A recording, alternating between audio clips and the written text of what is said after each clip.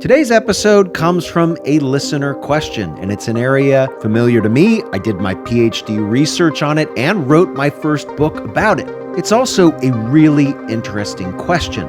Did the people that used Roman coins actually follow the rules?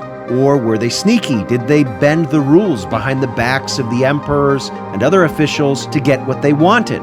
As we've seen on this podcast, Roman money was debased over time, and in some cases, quite rapidly and suddenly. Did these devaluations trigger merchants haggling in the markets of Rome, or soldiers or officials peeking over everyone's shoulders, checking to see if they were charging the right prices and taking the right coins?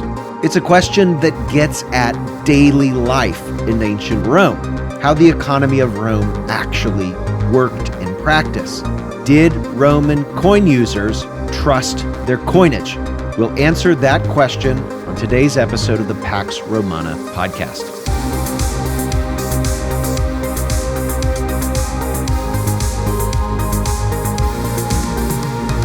Questions and answers for: did Romans trust their own money?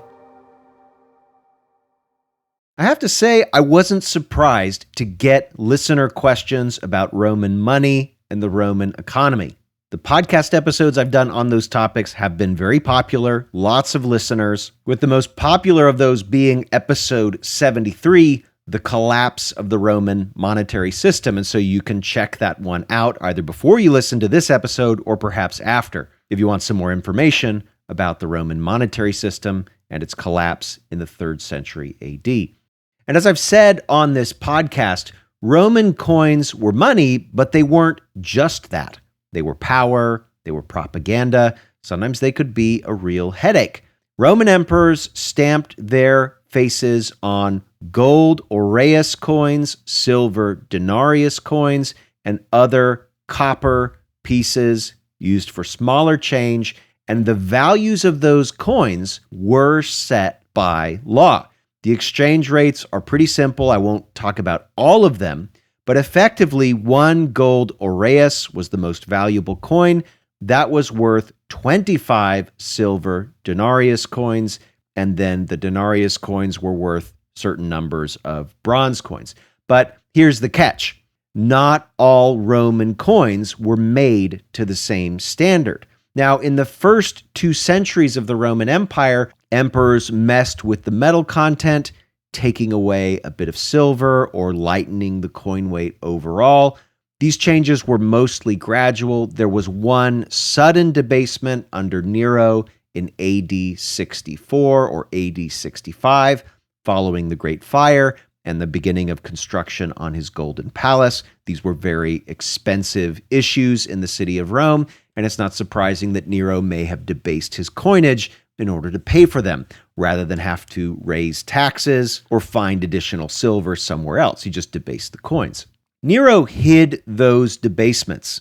The idea was to deceive people, suggesting to them that the denarius was not lighter, that it did not contain less silver, and this suggests that Nero, or at least the people that minted his coins, knew that at the very least the population would be sensitive to changes in the weight or silver content of those coins, and also that perhaps there would be economic consequences, maybe price inflation, maybe people would stop trusting the money, or maybe even people would set their own values to the currency. And this has been a question that historians have wondered about for a long time, and there's no definitive answer as to whether people were free, or if they weren't free, chose to anyway, changed the values of Roman coins on their own, despite the fact that they were supposed to stick to the values set by the emperors.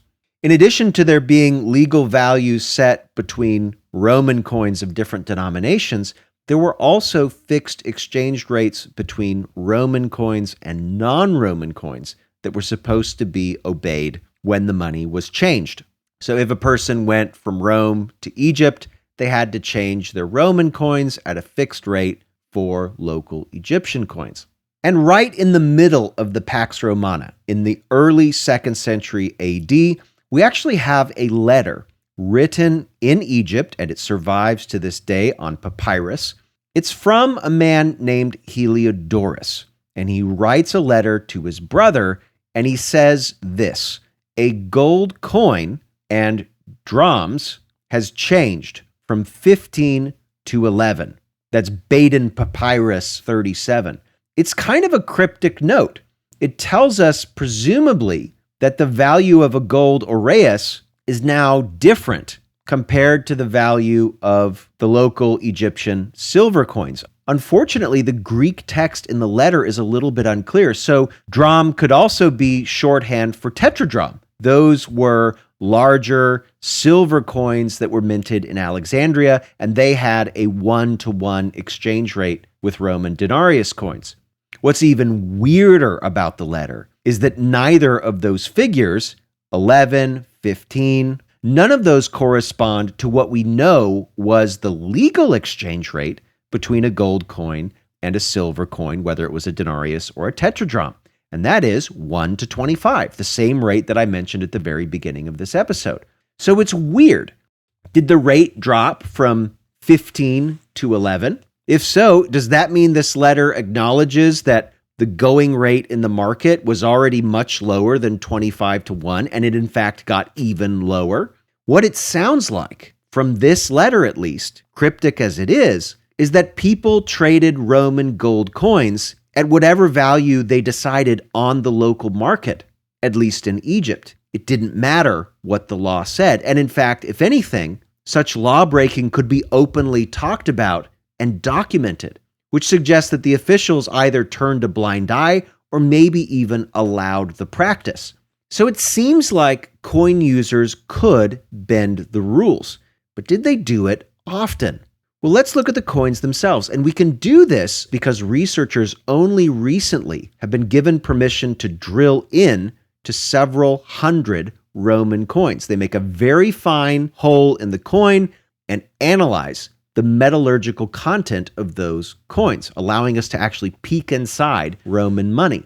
So we know that the Emperor Nero in the 1st century AD slashed the amount of silver in the denarius, making them less pure, and that has been confirmed through these drill point analyses of coins that were minted after that debasement. Nero took out about 20% of the silver of those coins.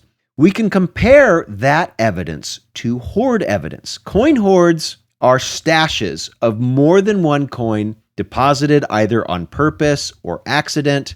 And these hoards can mean a lot of things. They can represent a soldier leaving behind his money, and then he died in battle, and so he never went to return it.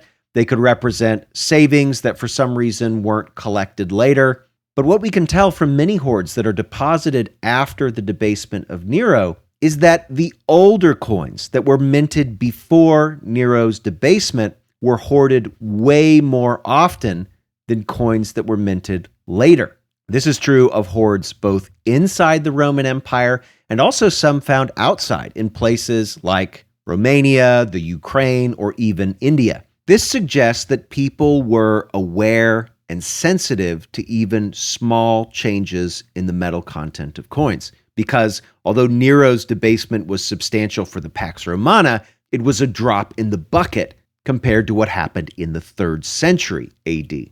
From sources from that period or just after, we see evidence of people naming Roman coins after emperors. These are coins that are all the same denomination, but they call them Philippii or Valeriani, right? Coins named after Emperor Philip or Emperor Valerian, for example, because the coins changed weight and fineness so often in the 3rd century.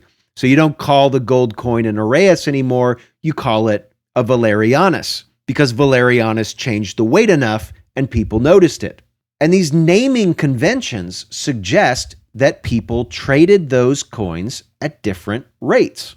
If gold standards are bouncing around in the 3rd century and gold is high value, people are not going to want to get ripped off even the tiniest bit.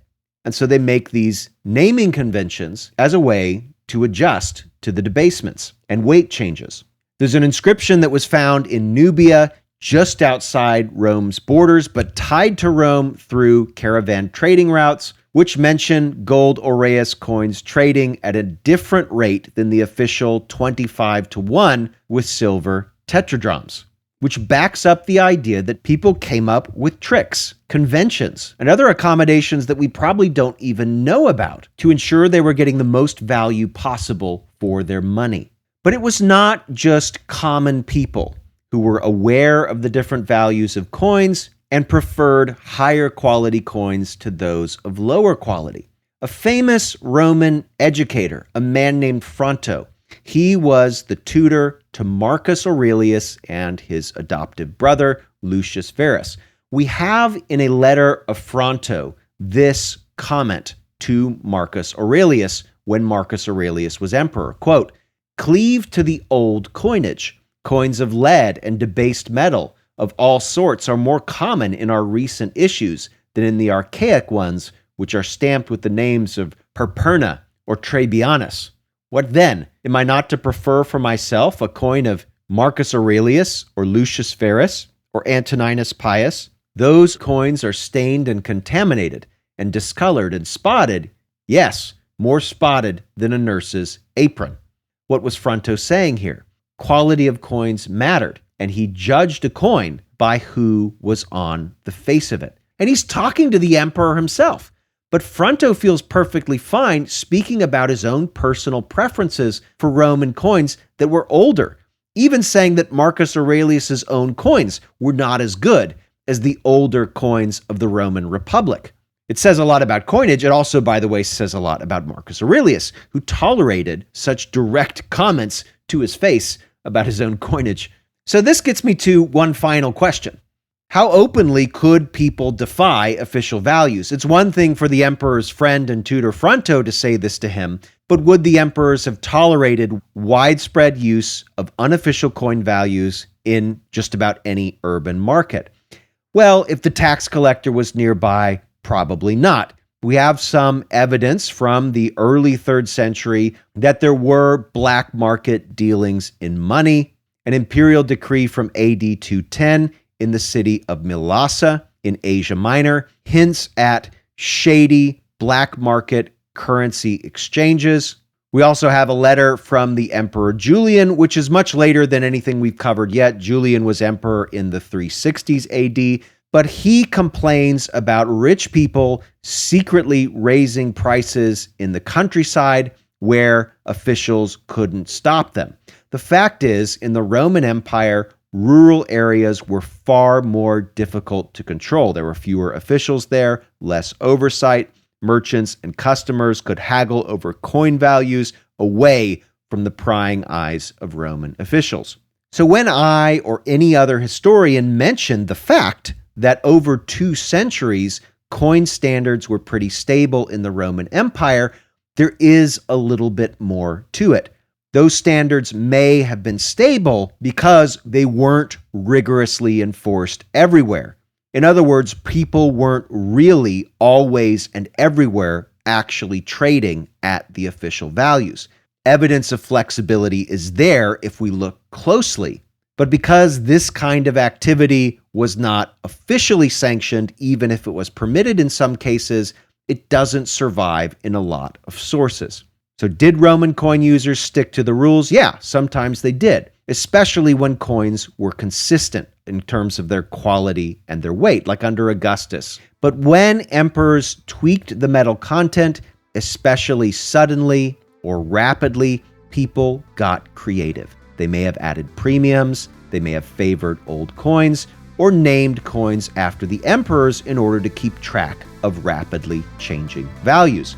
Coin hoards show that they noticed shifts in quality, and daily life in the Roman Empire was clearly not just about obeying the emperor and even the rules of the marketplace. People could adapt, they could haggle, and sometimes even sneak around the system.